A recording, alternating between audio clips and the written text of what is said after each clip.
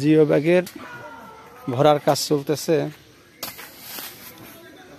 যেখানে বালু উত্তোলন করা হয়েছিল সে বালি এখন জিও ব্যাগ ভরা হচ্ছে। এই জিও ব্যাগগুলোর ওজন হবে কমপক্ষে 175 কেজি, তবে 200 কেজি করে ভরা হচ্ছে।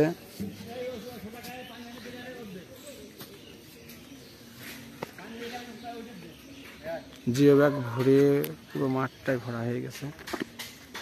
চলছে কাজ কর্মযজ্ঞ বিশাল আকারে।